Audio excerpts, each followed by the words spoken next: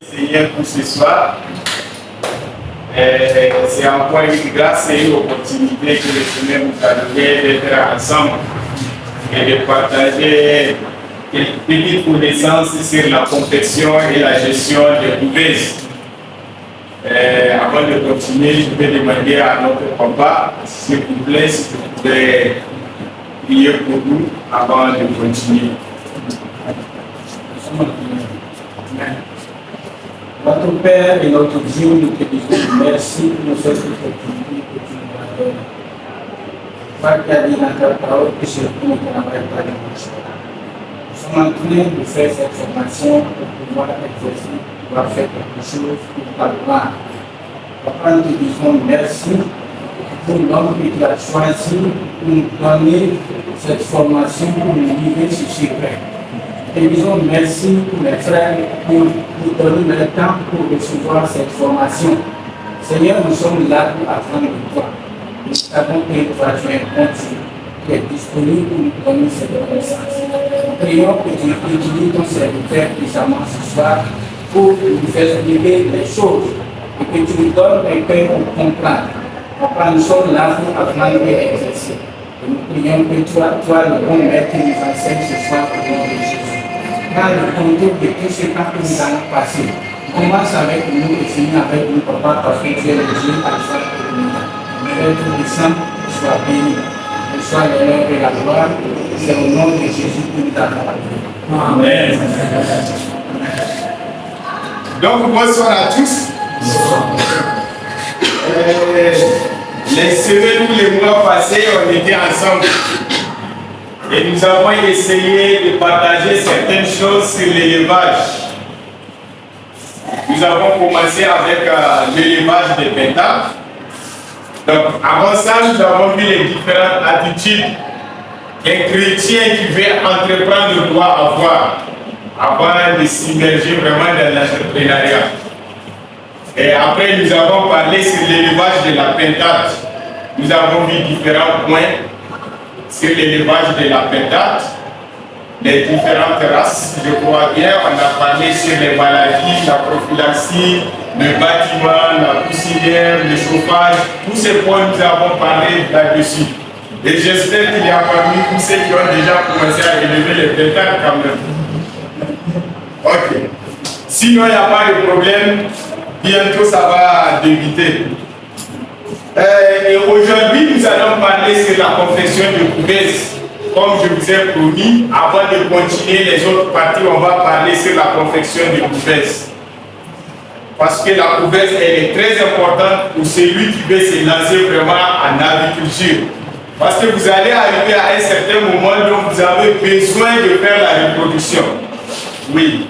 La reproduction, vous voulez faire vos propres poussins pour avoir plus de têtes de volaille dans votre ferme ou bien dans votre maison même. Donc c'est pourquoi on va parler sur la confection de couveuses. Nous allons voir les différents types de couveuses qui existent. Nous allons voir aussi les différents matériels qu'on utilise pour confectionner une couveuse. Et après, nous allons parler sur la gestion de la couveuse. Si vous avez votre couveuse qui est déjà conçue, comment vous pouvez gérer cette couveuse? Il est très important. Ce n'est pas juste avoir la couveuse à votre disposition, mais c'est de savoir l'utiliser aussi. Sinon, ça ne servira à rien. Donc, désolé, je n'ai pas amené mon pointeur aujourd'hui. Je serai câblé ici sur place. C'est quoi une couveuse? Nous savons, oui, il y a des couveuses pour les bébés, les êtres humains. Mais là, nous sommes en train de parler sur les couveuses d'incubation d'œufs de volaille. Une couveuse, c'est une machine qu'on utilise pour maximiser la production. Si vous voulez maximiser votre production en termes de volaille, vous avez besoin d'une couveuse. Sinon, vous serez obligé d'aller acheter les poussins chaque fois chez ceux qui ont des couveuses. Alors que si vous avez votre couveuse sur place, vous pouvez produire la quantité, le nombre de volailles, le nombre de poussins dont vous voulez. On est ensemble. Là, nous nous allons voir maintenant l'avantage d'une couveuse.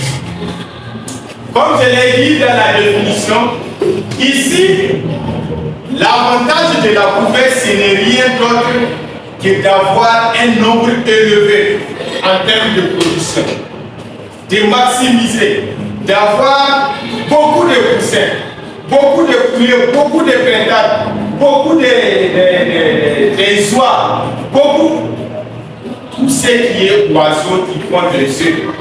Vous pouvez incuber leurs œufs dans la couveuse. Le nombre d'œufs que vous voulez. Si vous voulez incuber 1000 œufs, si vous voulez incuber 2000, 10 000, 20 000 œufs, il y a des couveuses pour ces capacités. Au lieu d'aller acheter les poussins, 1000 poussins, vous trouvez vos poules qui vont pondre des œufs, des poules reproductrices. Vous collectez à chaque fois les œufs pendant que vous avez déjà votre couveuse en place. Et ça dépend de votre objectif en termes de capacité. Est-ce que vous voulez produire 100 poussins? Est-ce que vous voulez produire 200, 1000? C'est à vous de déterminer le nombre de poussins dont vous voulez avoir. C'est en fonction de ça que vous allez concevoir votre incubateur, votre couveuse. Voilà ensemble. Quels sont les différents types de couveuses? Nous avons les couveuses manuelles. Les couveuses manuelles, ce sont des couveuses, là nous allons parler des couveuses conception locale. Donc, il y a les couveuses qu'on utilise pour faire les retournements des œufs manuels. C'est des couveuses qui sont conçues avec tous les matériels, mais la seule chose, la couveuse n'est pas automatique, elle ne fait pas les retournements des œufs. Qu'est-ce que j'appelle le retournement des œufs? Vous savez, une poule, si elle couvre ses œufs, à chaque fois, elle met son bec et aussi les pattes pour retourner les œufs. À chaque instant, elle essaie de faire ça. Et aussi avec les œufs, vous allez voir, elle fait des mouvements. Ces mouvements, c'est pour retourner les œufs. Pourquoi? Pour que l'embryon qui se développe dans l'œuf ne se colle pas à la coquille. Il faut que l'œuf soit retourné de temps à autre. Donc, ici, comme c'est de manière artificielle, vous qui avez la couveuse manuelle, c'est à vous d'effectuer ces retournements des œufs. Et normalement, le retournement des œufs se fait chaque 2 heures de temps. Normalement. Mais, je vais dire quelque chose. Comme elle n'est pas toujours disponible, comme nous ne sommes pas toujours disponibles pour être là, à chaque 2 heures de temps, retourner les œufs, à la rigueur, nous pouvons faire ça 2 fois dans la journée. Le matin, si vous vous réveillez, si vous avez une couveuse manuelle, vous pouvez retourner les œufs. Le matin, vous partez à votre travail, peut-être que vous descendez à 18h ou 20h. Au retour, vous retournez les œufs. Mais si vous êtes disponible, essayez de faire ça chaque 2 heures de temps ou bien au moins 3 fois.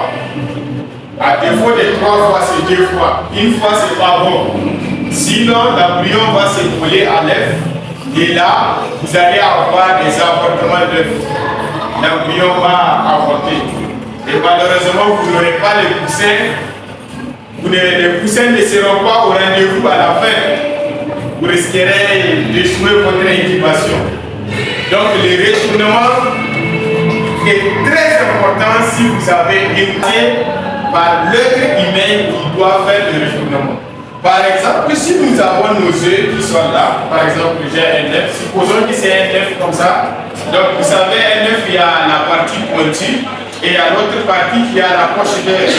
Donc, si vous avez une couveuse manuelle, l'œuf doit être posé comme ça sur la surface, pas sur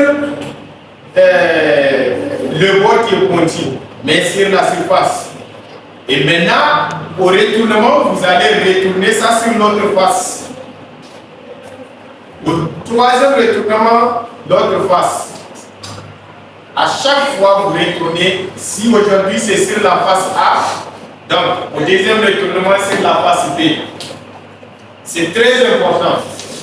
Sinon, vous n'aurez pas les coussins à la fin. Même si vous trouvez des coussins à un taux vraiment très décourageant, vous allez avoir. Donc,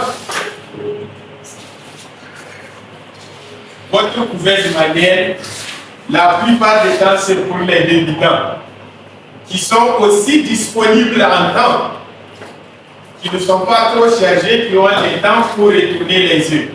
Parce que la couvercle manuelle, sa conception ne nécessite pas un coût élevé. Les matériels sont simples pour concevoir une couvercle manuelle. En deuxième position, il y a les couvercles semi-automatiques.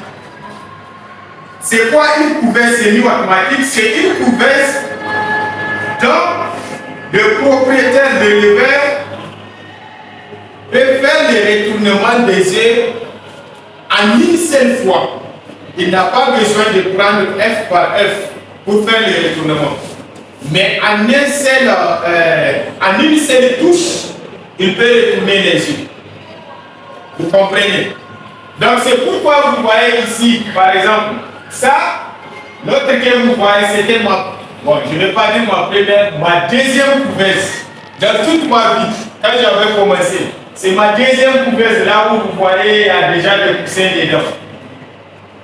Cette deuxième, c'est ma deuxième couvercle que j'ai conçue et que j'avais utilisée. L'autre, c'était une couvercle de 40 F. La deuxième, c'est une couvercle de 526 F. Et c'est une couvercle semi-automatique. Il suffit juste de toucher le fer, il va retourner les yeux, il balance les yeux sur un côté.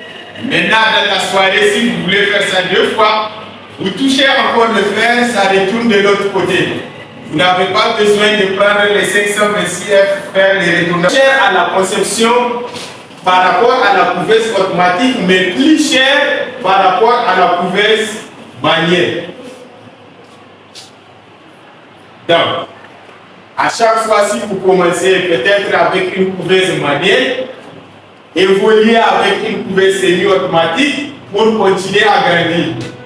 Parce que pour entreprendre, pour investir, il faut toujours essayer les choses à l'échelle la plus basse si c'est possible pour monter. Parce que plus vous débutez, vous continuez, plus vous allez avoir d'expérience. Plus vous êtes en train de sécuriser aussi votre investissement. La couvercle contrôlée. Donc, les tableaux d'affichage vont vous montrer. Est-ce que c'est clair? Est-ce que c'est... Parce que okay.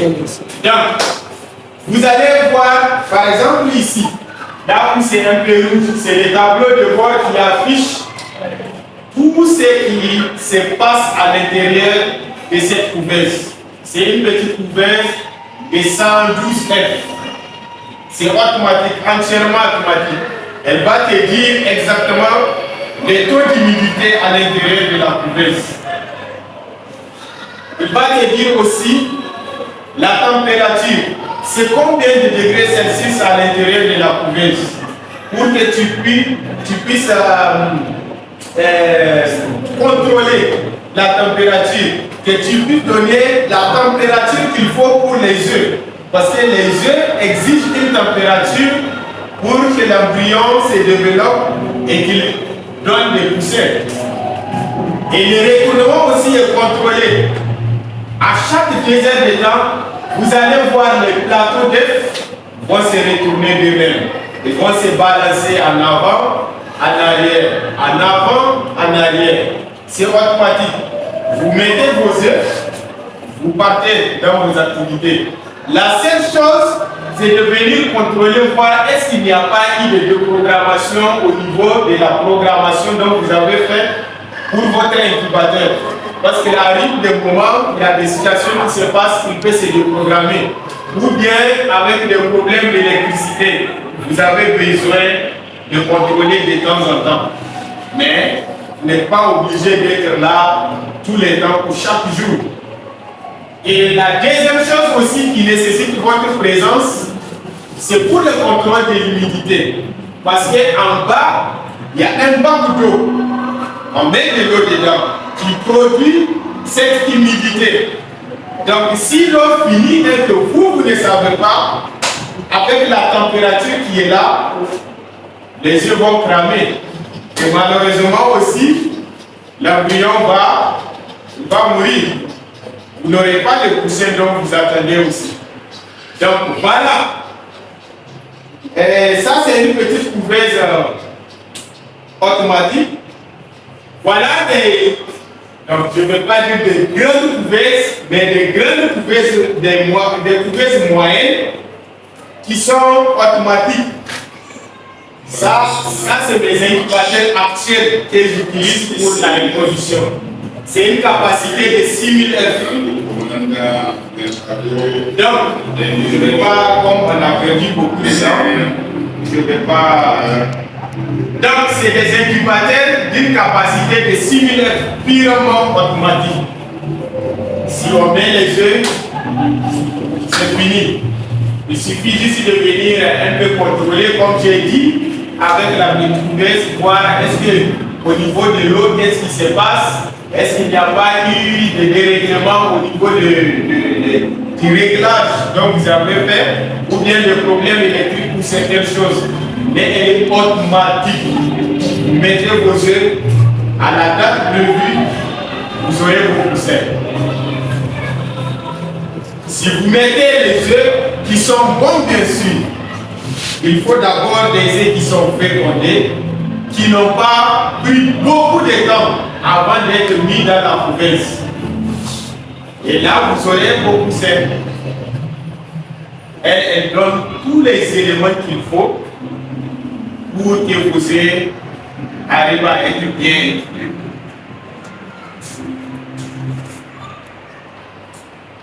Nous allons voir les éléments qui constituent une couveuse. Quel matériel on doit utiliser pour concevoir une couveuse? La raison pour laquelle nous sommes là ce soir. Qu'est-ce qu'on doit utiliser? Comment faire une couveuse? La première chose, on a besoin, pour une confection artisanale, nous avons besoin d'une caisse. Ça peut être une caisse en planche, ça peut être un ancien frigo, ça peut être même un carton, ça peut être même cette caisse. Ça peut être même une boîte comme ça. Ça peut être même un seau comme ça. Pour concevoir une couveuse. Ce que je vais vous dire, la conception d'une couveuse,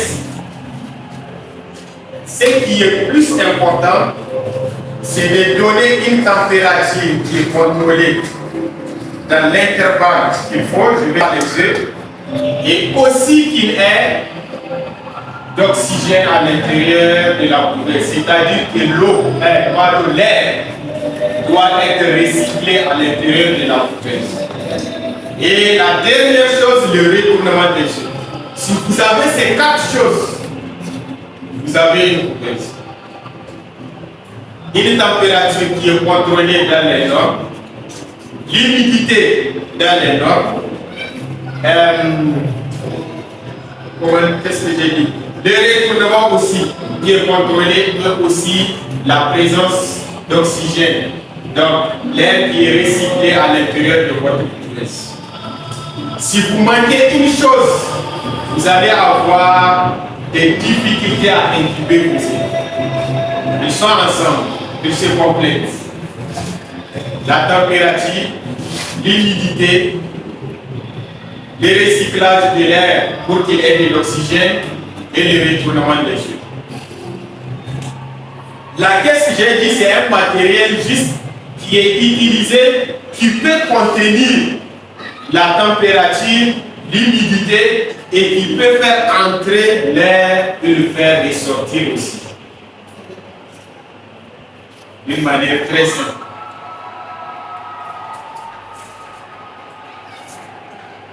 Donc, Voilà le cœur maintenant de la couverture.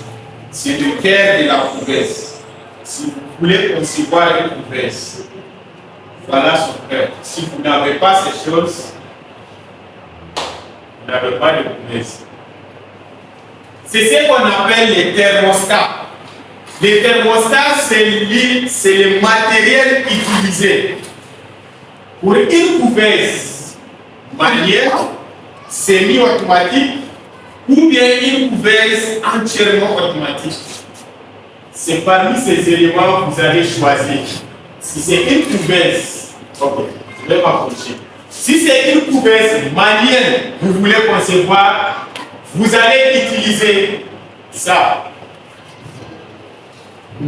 C'est le petit thermostat.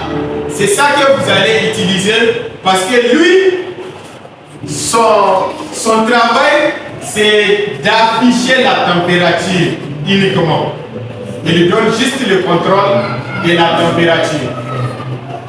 Donc, comme vous allez faire ça manuellement, vous avez besoin de la température pour les thermostats. C'est ça seulement que vous allez utiliser. Maintenant, si vous et avec ça aussi, mais à la différence des deux, lui il affiche la température et aussi l'humidité à l'intérieur de la couverture. Donc vous avez le choix.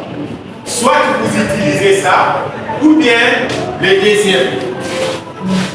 Mais lui, il contrôle la température et l'humidité, alors que le premier, il contrôle uniquement la température. Donc, si vous voulez faire cette couverture, si vous prenez ce matériel, le premier, il faut associer ça avec un hygromètre. Un hygromètre, c'est un matériel qui contrôle l'humidité. Donc, lui, il a les deux en même temps. Alors que lui, c'est la température seulement, il faut avoir l'hygromètre encore de plus pour la conception de couvertures manuelles. Si vous voulez concevoir les couvertures semi-automatiques aussi, vous pouvez utiliser les mêmes. Parce que c'est juste le retournement. Et ils n'ont pas juste l'option de retournement des jeux. Parce que dans leur mémoire ici, on n'a pas intégré ce système de retournement des jeux. On est ensemble. Est-ce qu'on me comprend? Ok. Donc, maintenant, on a les ZN. Les ZN, lui, c'est un thermostat qui a toutes les capacités. Il contrôle la température, l'humidité et le retournement des jeux. Si vous l'utilisez, vous pouvez mettre l'option retournement des jeux, option contrôle des températures, option contrôle d'humidité. Donc, avec ça, vous pouvez faire une couverture entièrement automatique. Vous n'avez pas besoin, comme j'ai dit, avec les couvertures entièrement automatiques, de passer beaucoup de temps à contrôler, à visiter votre couverture. Les choses se facilitent pour vous. Avec aussi, celui qui est en haut, les XM18D. Lui aussi, c'est un thermostat entièrement automatique. Il contrôle la température, l'humidité et aussi le retournement. Et celui qui est en bas, donc, ça, il est plus petit que l'autre. Mais l'autre, il est plus petit. Donc, les ZL est plus petit que les XM18D et les XM18. Et les XM18 est plus petit en termes de capacité électrique que les XM18D. Donc, je vais vous dire pourquoi j'ai voulu donner tous les trois. Si vous voulez faire une couverture, conceptionner une couverture de 5000, 10 000 F, vous ne pouvez pas utiliser ça. Parce que il y a, non, je ne suis pas en électricité, je ne sais pas, on va dire intensité du courant ou bien comment on va dire. Donc, il ne peut pas prendre une grande capacité électrique. Parce que les résistances qui vont donner la chaleur à l'intérieur de la couverture, si leur capacité de ce qu'ils vont tirer est plus élevée que ce qu'ils peuvent produire, il va péter. Alors que si vous avez une grande couverture pour produire 10 000, 5 000 poussins, elle doit être grande. Et il faut des matériels qui vont produire beaucoup de température, beaucoup de chaleur. Donc il vous faut soit les ZL ou bien les autres. On est ensemble. Et même eux, chacun a ses capacités aussi.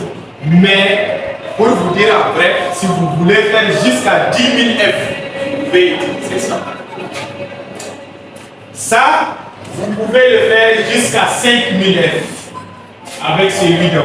Jusqu'à 5 000 F, vous pouvez utiliser ces deux thermostats. Mais au-dessus des 5 000 F, utilisez le XM18T.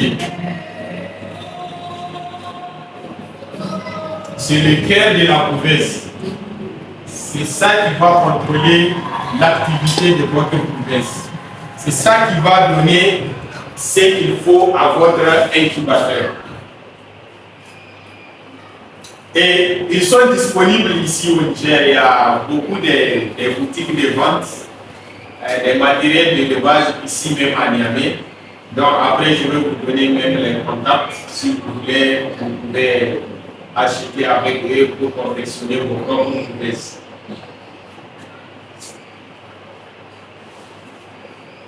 La résistance chauffante, c'est le matériel qui va produire la chaleur pour que les thermostats captent, pour que la sonde du thermostat capte la température et vous faire afficher ça sur les tableaux de bord. Ça, c'est les résistances chauffantes. Il y a différents types.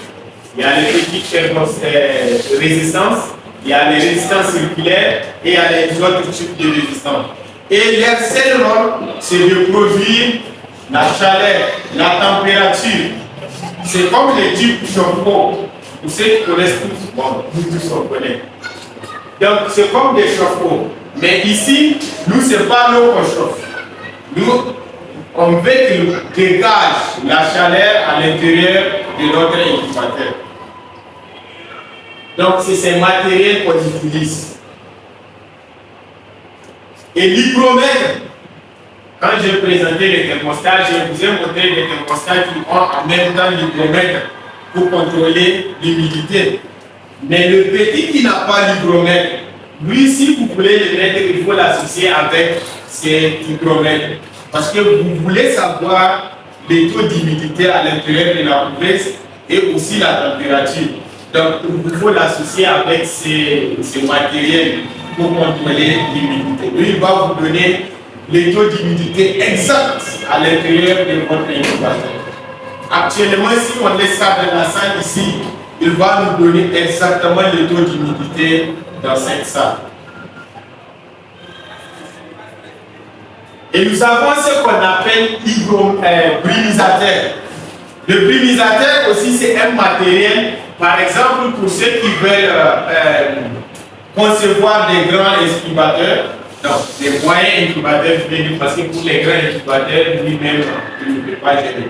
Donc pour les moyens incubateurs, lui, c'est un matériel dont vous allez mettre dans les bacs d'eau qui seront à l'intérieur de la couveuse. Et quand vous le branchez, en même temps, il va commencer à produire, comment on appelle ça? Il va créer des vapeurs. Et maintenant, avec cette température qui est là, ils vont donner l'humidité qu'il faut dans toute la couveuse, du bas jusqu'en haut. Vous pouvez l'associer directement comme ça, le mettre avec une prise pour les, par exemple, pour les petits thermostats qui n'ont pas d'option d'utilisateur.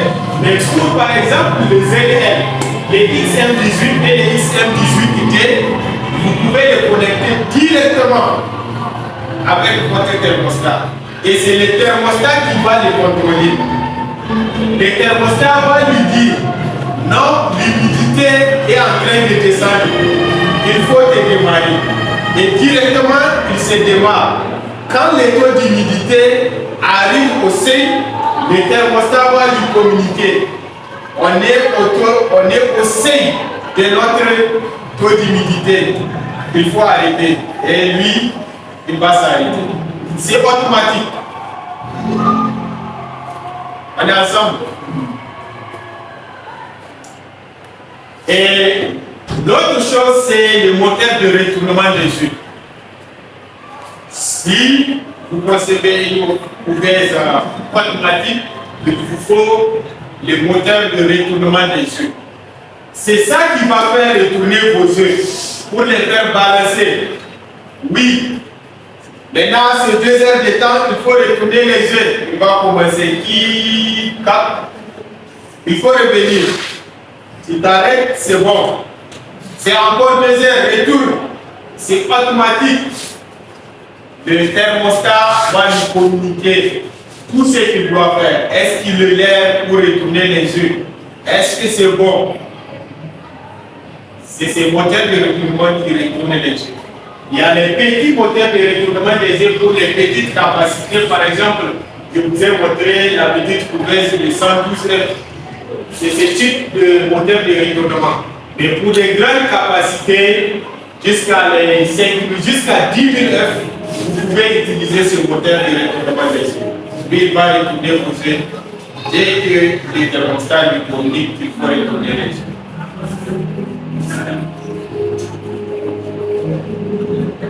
Mais n'oubliez pas aussi, à l'intérieur de votre couverture, quand vous conceptionnez une couverture, il faut que la température soit homogène à l'intérieur. Parce que sinon, quand vous placez par exemple votre résistance ici, alors qu'il y a des œufs jusqu'à ici, en haut, en bas, la résistance, elle va donner plus de chaleur. Plus vous partez vers la résistance, plus il va avoir une température élevée. Plus vous vous éloignez, plus la température diminue. Mais si vous avez un extracteur, un ventilo comme ça qui va faire ventiler l'air, donc la température sera homogène. Ce qui va faire en sorte que tous les œufs à l'intérieur de la couverture vont avoir la même température. L'embryon va se développer au même moment, en même temps. Il ne va pas y avoir des retards d'éclosion des œufs. Vous comprenez ce que j'ai dit? Donc voilà. Donc il vous faut ces ventilos pour que l'air, la température à l'intérieur de la couverture soit homogène. Donc, j'ai dit qu'il faut aussi avoir les bacs à eau. C'est juste un matériel, peut-être acier ou bien une tasse ou bien quelque chose. Juste un matériel qui va contenir l'eau. Donc, vous allez déposer en bas de votre couverture.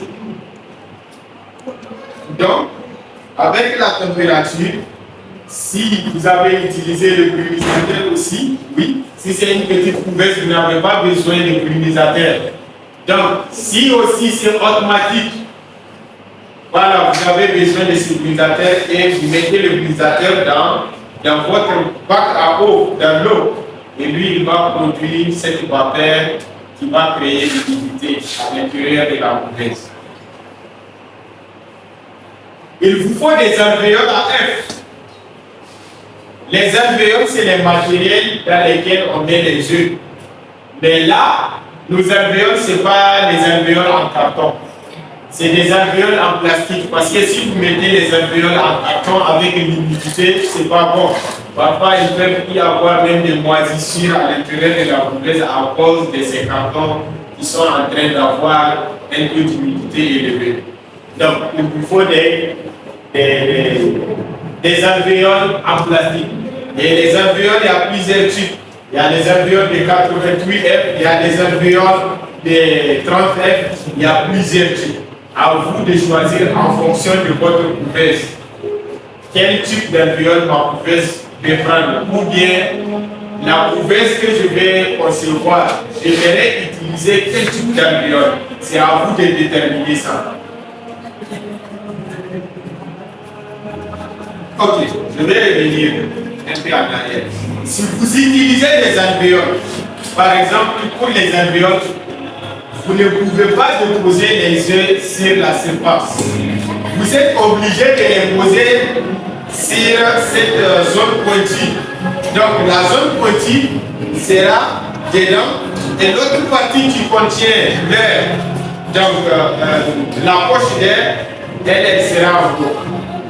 Si vous mettez la poche d'air en bas, c'est fini. Vous n'aurez pas de coussin. Ne commettez pas cette erreur. Dès que vous utilisez les alvéoles, le pointu en bas, c'est comme ça. Maintenant, si c'est juste sur les plateaux de grillage, vous posez ça, vous posez sur la surface. Super.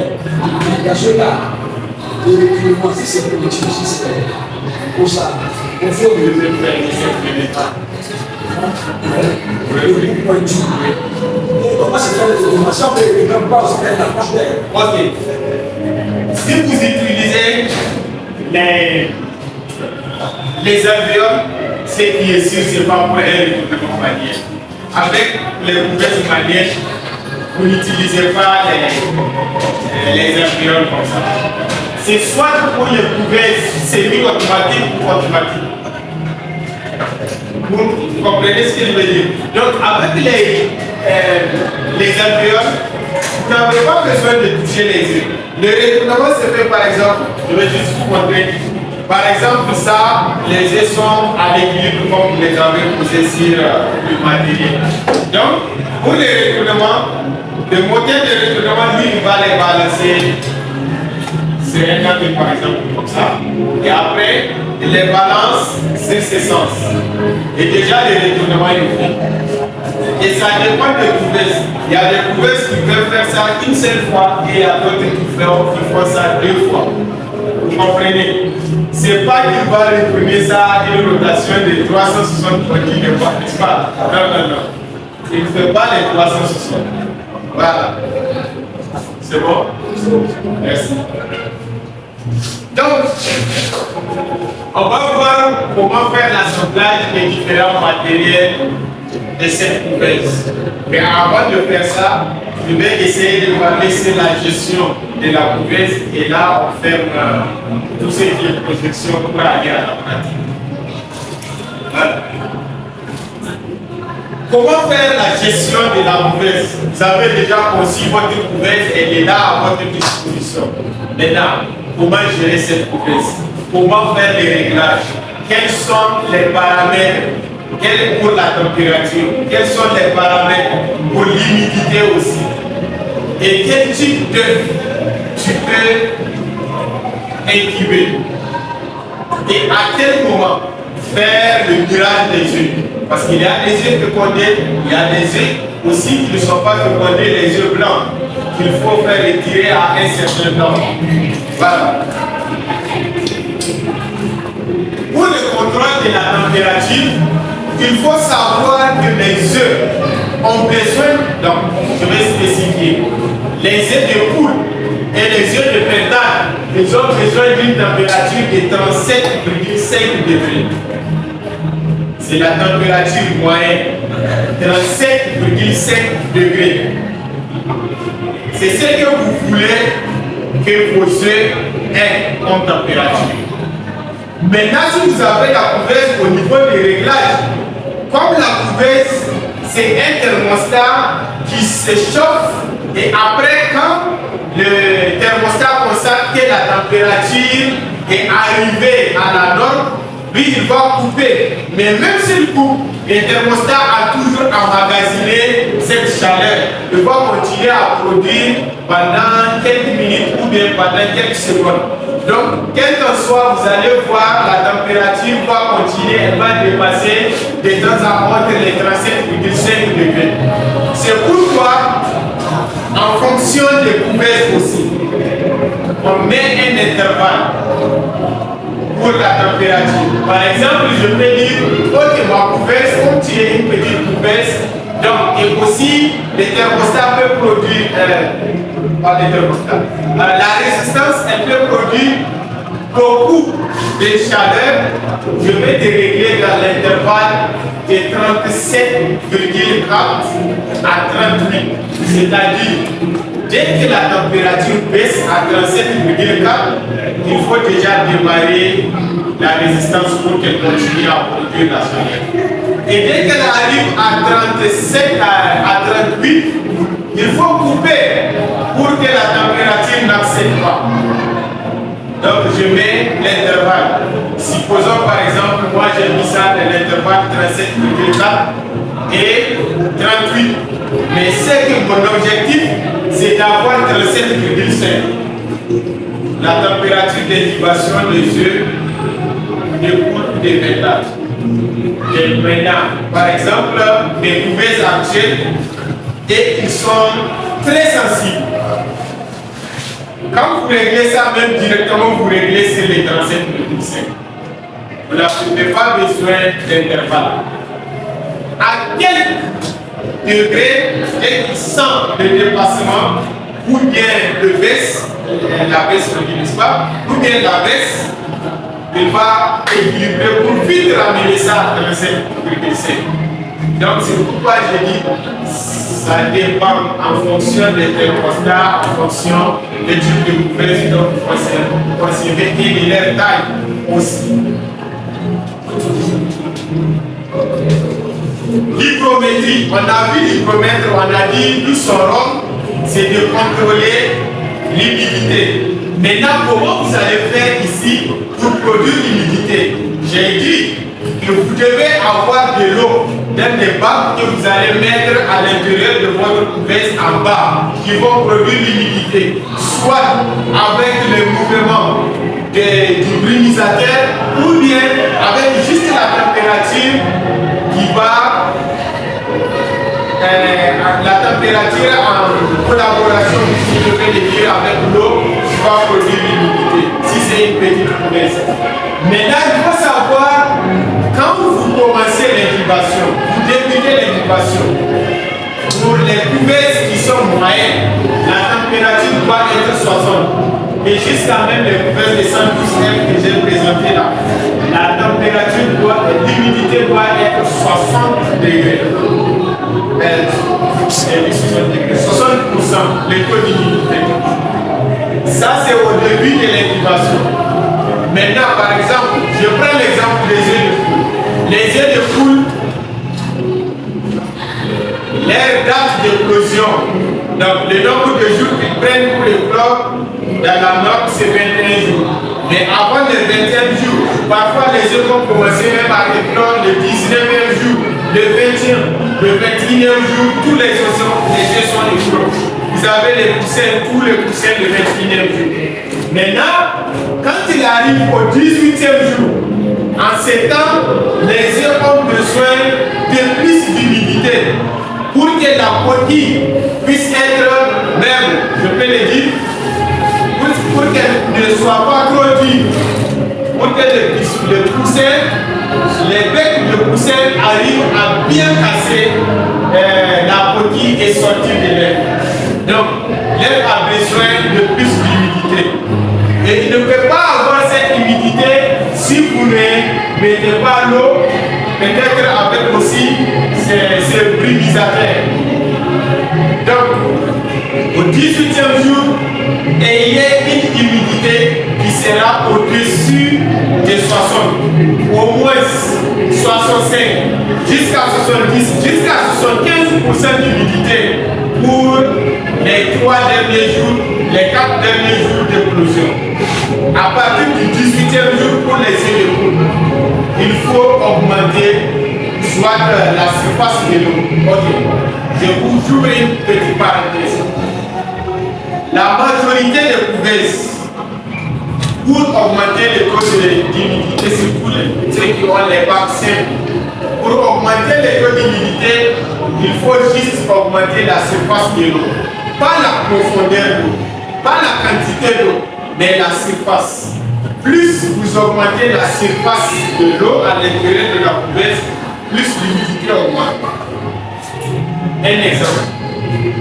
Si je prends par exemple ça, et je prends ce seau, je remplis ça avec l'eau, ça aussi je remplis avec l'eau, je mets dans la couverte, ils vont donner les mêmes taux d'humidité. Parce que ici, la circonférence, n'est-ce pas? les deux, c'est les mêmes.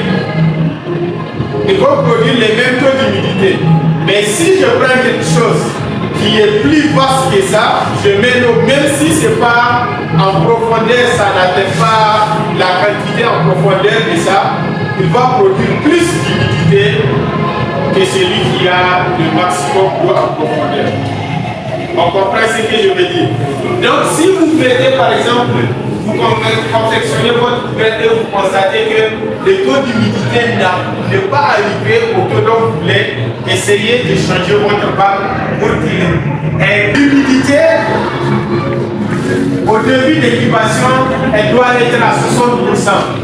Au 18e jour d'incubation, l'humidité doit augmenter à 65 jusqu'à 75% pour qu'il ait vraiment une bonne évolution.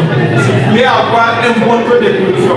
Sinon, si l'humidité n'est pas suffisante, le poussin va essayer de casser la coquille, mais comme la coquille est dure, il ne peut pas sortir. Il va se fatiguer. Dès qu'il se fatigue, il meurt dans les œufs. C'est pourquoi parfois, quand vous cassez les œufs qui ont déjà atteint la date d'éclosion, vous allez voir le poussin qui est bien développé. Il a même donc, je vais dire les petits plumages là, jaunes. Mais malheureusement, il ne pas sorti. Vous vous posez la question, qu'est-ce qui s'est passé?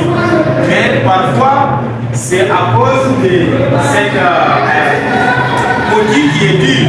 Il est fatigué, il ne peut pas continuer et il est mort. Parce que la date de sa sortie, elle est déjà arrivée, mais il n'arrive pas à sortir. Il meurt. Là, l'air peut sortir et ça peut rentrer aussi. Parce que c'est des êtres vivants qui sont de l'œuf. L'embryon, il est vivant, il a besoin d'oxygène. Sur l'œuf, il y a les pores. Il y a les pores d'aération, même si on pense que l'œuf là, non, c'est totalement fermé. Mais il y a les pores d'aération là où l'oxygène rentre pour ces poussins. Donc, il faut qu'il y ait ces recyclages. Les rentres, ça sort. Ça rentre, ça sort. Sinon, vous n'aurez pas une bonne éclosion. Les règlements sexuels, j'ai dit, c'est fait chaque deuxième de temps dans les normes. Mais à la rigueur, la dernière rigueur, 2 fois par jour. Une fois le matin et l'autre intervalle une fois dans l'après-midi, peut-être à 17h, 18h ou 20h. À vous maintenant de voir en fonction de votre disponibilité. Pour incuber les œufs, il faut faire un triage. Ce n'est pas n'importe quel œuf qu'on peut incuber. J'ai dit qu'il faut utiliser des œufs qui n'ont pas beaucoup duré. Des œufs qui ne dépassent pas 7 jours. Parce que les œufs qui vont dépasser les 7 jours, déjà l'eau qui contient cet œuf l'œuf commence à se déshydrater en ces temps. Et par exemple, avec notre climat ici au Niger, pendant la chaleur, vous allez voir déjà l'embryon va commencer à se développer à cause de la température qu'il a. Parce que dès qu'il a la température qui arrive au moins à 27 degrés, il commence déjà à se développer. Maintenant, reste à savoir s'il va arriver à avoir la température normale pour continuer jusqu'à l'incubation. Mais s'il commence à se développer et qu'il n'arrive pas à avoir la température qu'il faut, l'embryon meurt. Donc faites tout pour que les œufs dont vous allez incuber ne dépassent pas 7 jours.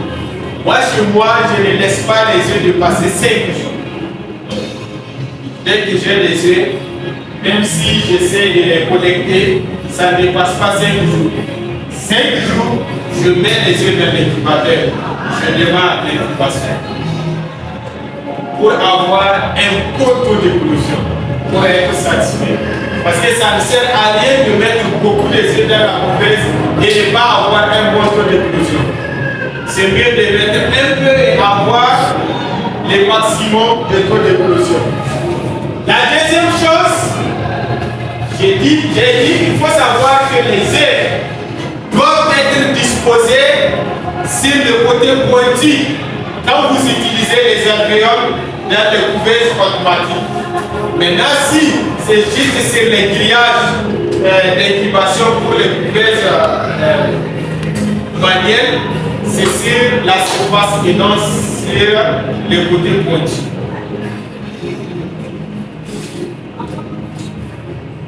Donc, l'autre chose, si vous voulez stocker les jeux, j'ai dit à 27 degrés déjà, les jeux vont commencer à développer, la bouillon va commencer à se développer.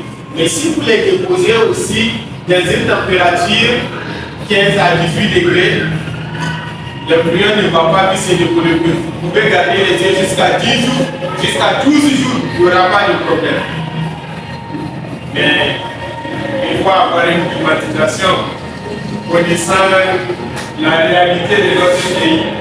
Il faut les garder dans la climatisation et là, c'est pas. Si vous avez juste 15 à 12 heures, vous n'allez pas laisser votre climatisation continuer 24 heures sur 24 pour saisir comme ça.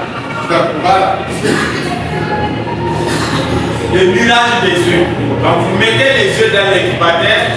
Au 18e jour, il faut faire le mirage des œufs. Bon, à la première semaine, il faut faire le premier mirage des œufs. C'est-à-dire dans les 7 jours-là, les œufs ont déjà commencé, l'embryon a commencé à se développer. Vous pouvez voir quels sont les œufs qui sont fécondés, quels sont les œufs clairs. Parce que pendant la première semaine, les œufs qui ne sont pas fécondés, vous pouvez déjà les consommer aussi. Vous pouvez faire des omelettes avec et manger, ils ne sont pas gâtés. Mais dépassant jusqu'à arriver au 18e jour, ça ne sert à rien, il faut juste les jeter.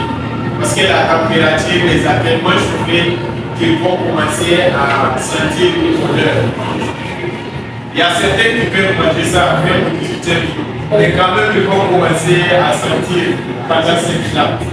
Donc, 7e jour, faire le mirage. C'est quoi le mirage? Le mirage, c'est en fait une technique de voir l'intérieur de l'œuf, voir ce qui se passe à l'intérieur de l'œuf. Voir les vaisseaux sanguins qui commencent à se développer, à se former à l'intérieur de l'œuf. Le mirage se fait avec une intensité, donc avec une lumière, une intensité lumineuse, si je peux le dire.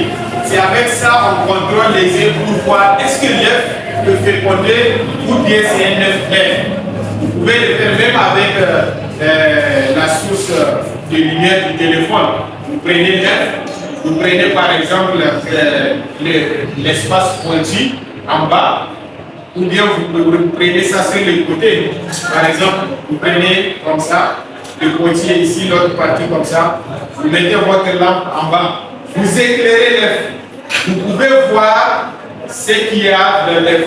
Vous pouvez même les garder comme ça et éclairer. Vous pouvez voir. Ou bien sur le pointu, vous mettez, vous pouvez voir ce qu'il y a. S'il y a les vaisseaux sanguins qui commencent à se former, vous allez les voir rouges. Vous allez voir le cœur qui se développe. C'est la première chose qui se développe. Vous allez voir les mouvements. Tap, tap, tap, vous pouvez les voir. S'il n'y a rien à la première semaine, ça veut dire que c'est un œuf non fécondé. Même s'il va faire 100 jours, même s'il va faire un an dans l'incubateur, il ne va pas produire du poussin. Ça ne sert à rien. Et vous ne pouvez pas avoir un œuf fécondé sans une boule et un coq. Vous pouvez avoir un œuf sans un coq, mais vous ne pouvez pas avoir un œuf fécondé sans une boule et un coq. Est-ce que vous savez que la poule elle peut pondre sans coq? Voilà. L'œuf ne dépend pas du coq. Mais la fécondité de l'œuf dépend du corps. Voilà. On est ensemble. Donc voilà ce que j'aimerais partager avec vous pour ce qui est de la projection pour la profession de couveuse. Donc, l'autre chose que je voudrais juste vous dire, la couveuse est très importante. Quand j'avais commencé, moi, pour ceux qui étaient là au début, j'ai dit, j'avais saisi l'opportunité parce que j'ai vu le besoin qui était là. J'ai acheté mes poules Et j'ai commencé à faire des œufs fécondés. Au début, je vendais les œufs fécondés. Et je me suis rendu compte, comme les gens ont commencé à faire eux aussi les œufs fécondés, moi je dois passer à une autre échelle. Et j'ai dit, je vais commencer à faire les poussins. Comment? Je ne peux pas faire les poussins en utilisant les poules pour mettre les œufs. Combien de poussins je peux avoir par poule? Et combien de temps ça va prendre? La poule, elle va incuber les œufs, elle doit faire combien de temps pour reprendre encore la ponte? J'ai opté aux couveuses. Elle pond, elle continue de pondre, je prends les œufs, je mets dans l'incubateur, je produis les poussins, je vends. Elle pond, je prends, je produis les poussins, je vends. Et c'est comme ça, je continue à développer. Et la petite couveuse jusqu'à mes couveuses actuellement. À part ces couveuses dont je vous ai présenté les similaires, j'ai une autre qui est là déposée de 5280 F et je l'ai même une fois utilisée. Comme je vous ai dit au début, la vision est grande, on est en train de partir. Donc, c'est pour vous amener à ça aussi. Produisez les poussins vous-même.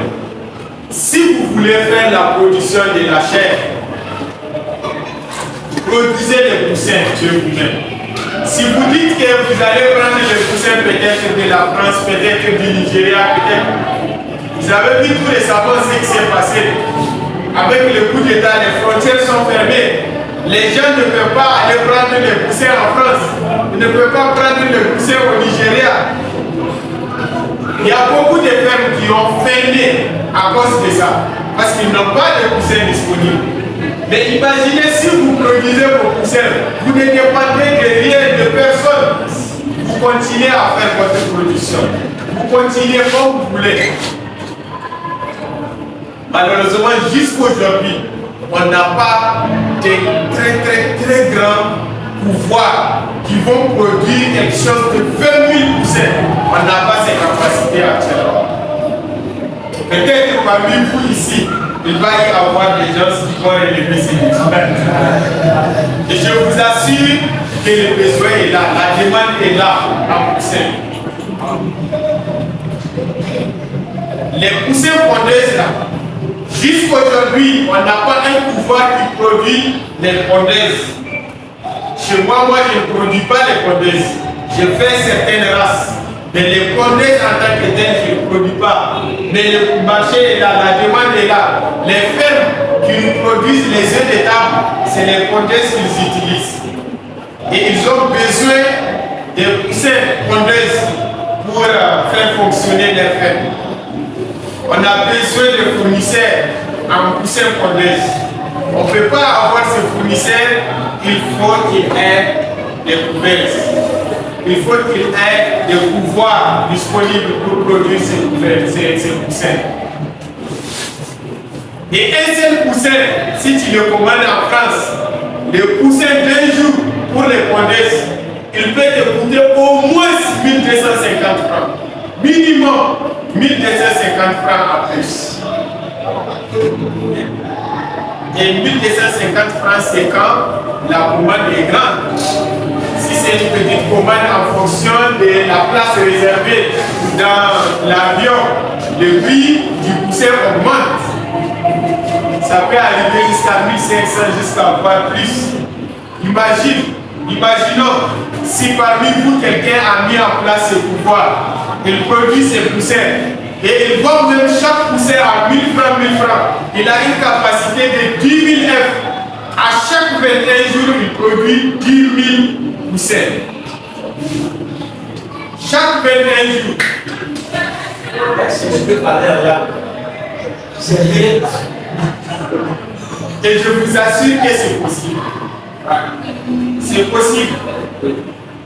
C'est juste la volonté. Et beaucoup de gens sont ignorants de ce qui se passe dans ce secteur de l'élevage. Nous sommes en train de courir pour aller vers là-bas. Peut-être que vous allez venir nous dire, restez derrière nous, on vous dépasse. Peut-être que vous serez derrière nous, peut-être on va continuer ensemble. Mais ce qui est sûr, vous n'allez pas rester comme ça, frère. Même si nous tous ici, on continue de faire, je ne pense pas si on peut couvrir les Niger. Ce n'est pas Niamey seul. C'est toutes les régions du Niger. Donc, on s'élance. Ah non, ça va marcher. Produisons. Chaque jour, les gens mangent le poulet. Chaque jour, les gens mangent les œufs. Est-ce que vous savez, jusqu'aujourd'hui, on importe les œufs du Nigeria? Oui. En quantité. Ils viennent. Jusqu'ici à Niamey. Et malheureusement, parfois, c'est des œufs qui ont fait un mois parce que les œufs non fécondés, les œufs qui déjà, ils peuvent faire jusqu'à un mois et ils ne vont pas se faire. Mais quand même, la qualité de l'œuf, elle diminue. Les protéines qu'il contient, ça diminue. Donc, si nous, on produit des œufs frais, tu produis des œufs aujourd'hui, demain, les gens viennent prendre. Si tu donnes la qualité, ceux qui connaissent la qualité, c'est sûr que c'est vers toi et bon. Donc, c'est à nous de valoriser ce que nous voulons faire. C'est à nous de prendre le marché. Nous ne pouvons pas le prendre en étant assis comme ça. Il faut qu'on s'élève, il faut qu'on entreprenne, il faut qu'on fasse quelque chose pour prendre ce marché. Ça, c'est sûr. Moi, j'avais eu la chance de faire quelque chose de 1 an à la ferme Belleville. Pour ceux qui connaissent la ferme Belleville, malheureusement, actuellement, ça ne fonctionne pas. Elle a eu un problème depuis par terre. Elle ne fonctionne plus. C'est une ferme moderne. Elle est là à Rwanda, en partant, quand vous dépassez droite. C'est l'ordi. Voilà, l'ordi. Elle est là juste sur votre droite, en venant de droite. J'ai fait 1 an là-bas. J'ai vu ce qui se passe.